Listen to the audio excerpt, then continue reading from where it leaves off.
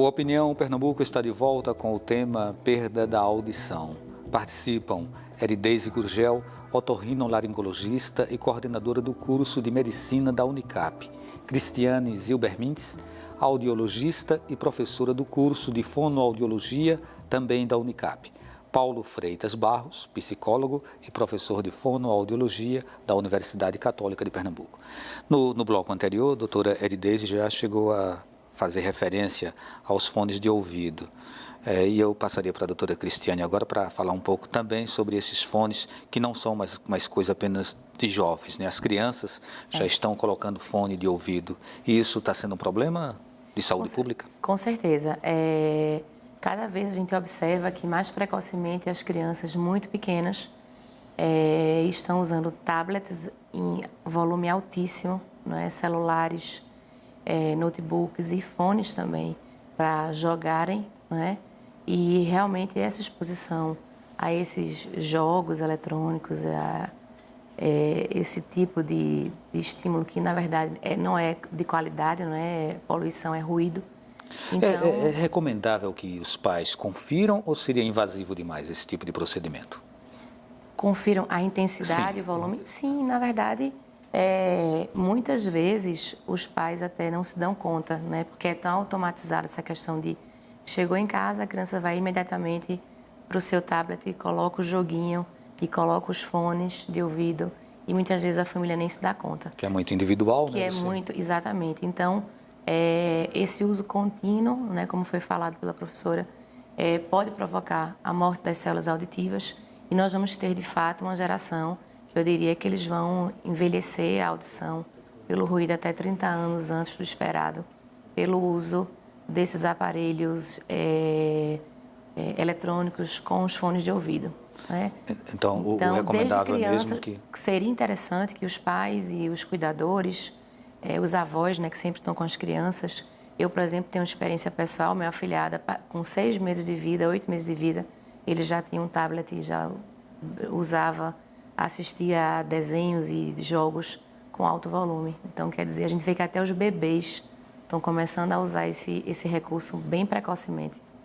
Doutora, as pessoas não têm em casa como medir os decibéis. Isso. Então, pela audição... na verdade... Acreditar, não, assim me incomoda, acho que está alto demais. Como é que faz essa medição? Isso. Essa aferição seria o ideal que fosse usado um instrumento, uma ferramenta chamada decibelímetro, que iria dar a medida exata da quantidade de decibéis que está sendo emitida por aquela máquina. Mas isso as pessoas não têm acesso. Então, de fato, o que a gente recomenda é aquele som que for confortável, não é, que não estiver alto, incomodando, é o ideal para a criança ser exposta. Doutor Paulo, às vezes as pessoas acham que o som está sendo ideal para elas, mas para um profissional, aquele som ele já está num nível muito alto. Né? Ou seja, cada indivíduo acaba, dependendo da forma como faz uso da sua audição, ter parâmetros diferentes. Como é que se acompanha isso? Existe uma certa subjetividade nisso aí.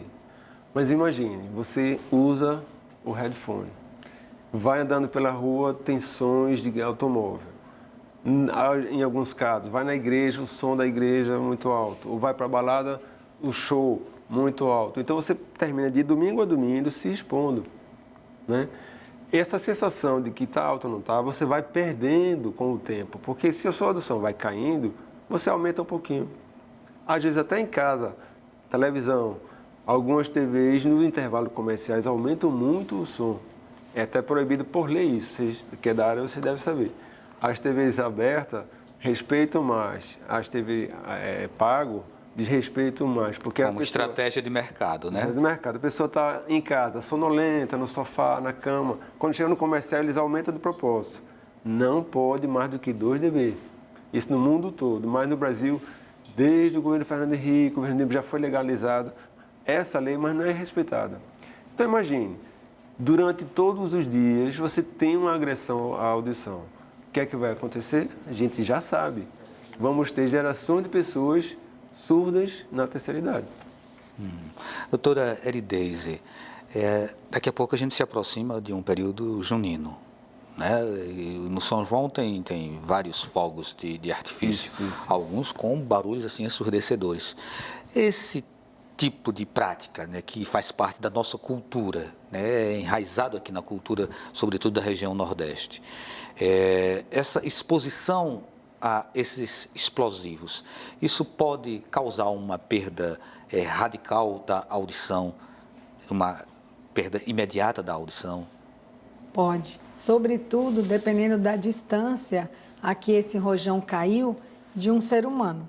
Então, às vezes, é muito comum a gente receber no consultório, inclusive pacientes com perfuração da membrana timpânica, onde o som entrou com tanta intensidade que houve uma perfuração da membrana e a gente tem um músculo, que é o músculo tensor do tímpano e o do estapédio, né, do estribo, que ele é um músculo que ele se contrai no som alto. Olha como a natureza é linda, para proteger a orelha interna.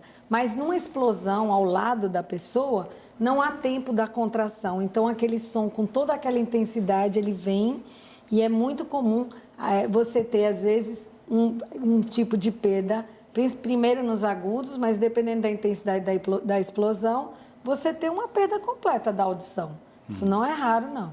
Então, aí a gente tenta entrar com tratamentos, com vasodilatadores, com um repouso da audição para tentar recuperar isso.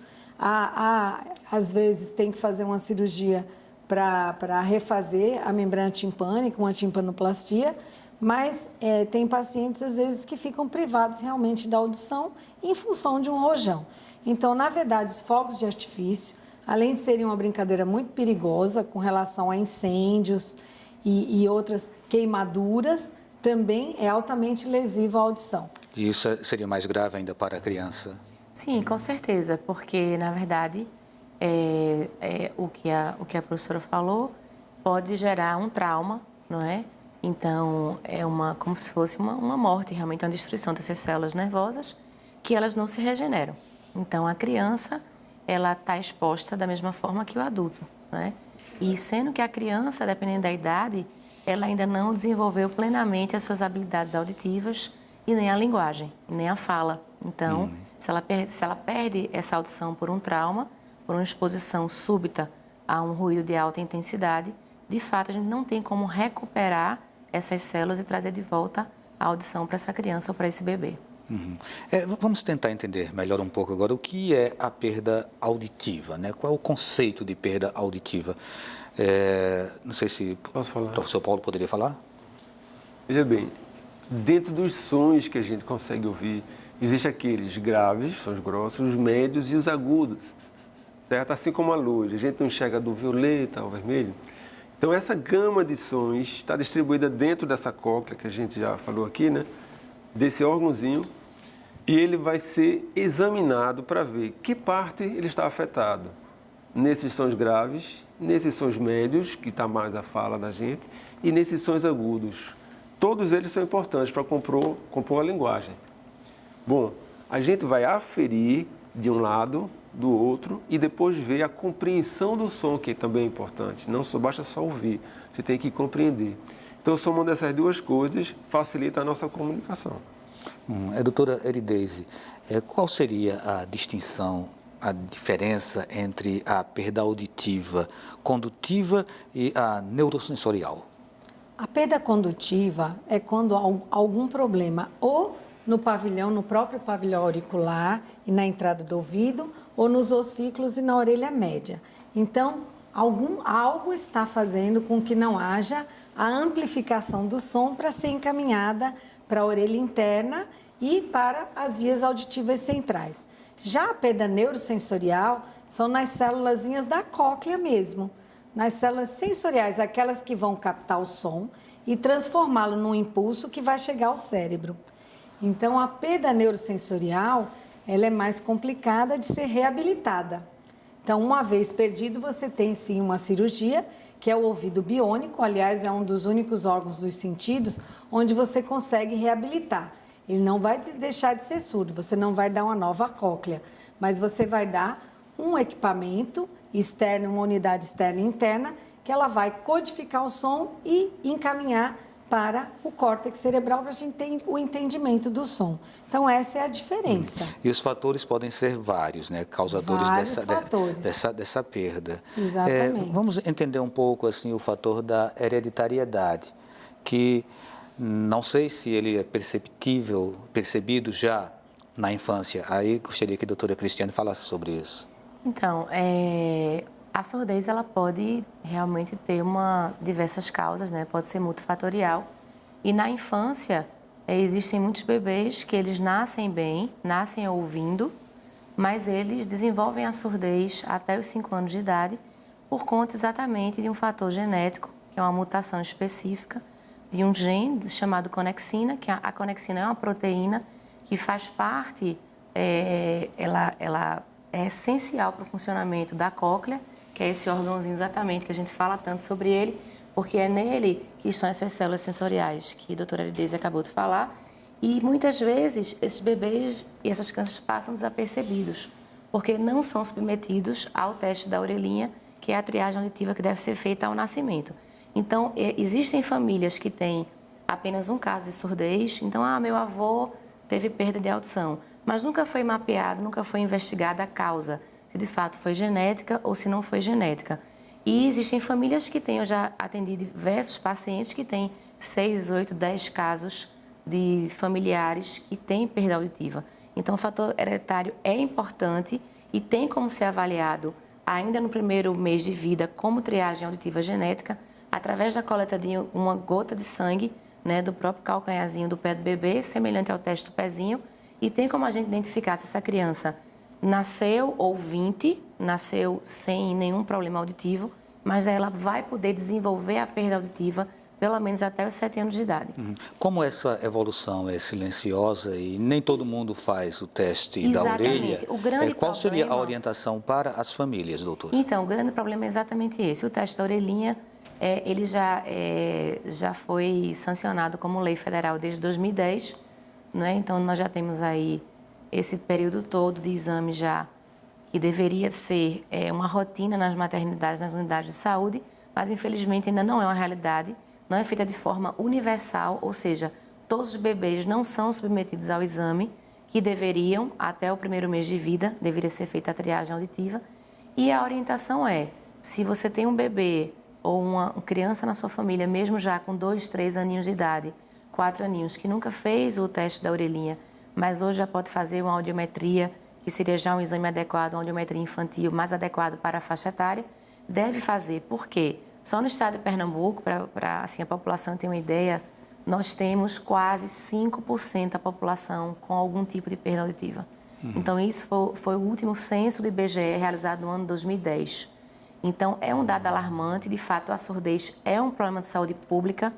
E no estado de Pernambuco, ainda existem causas que ainda não estão fora do nosso controle, porque existe a subnotificação dos casos, Então, não tem ainda um estudo oficial, não tem um estudo epidemiológico das causas da surdez na infância, mas o que se sabe é que ela realmente bastante grave. Professor Paulo, esse fator hereditário, ele pode se manifestar também só na fase adulta? Pode sim. Recentemente eu estudei essa questão genética e nós vimos que tem uma mutação, que é a 35DLG, que é o código dela.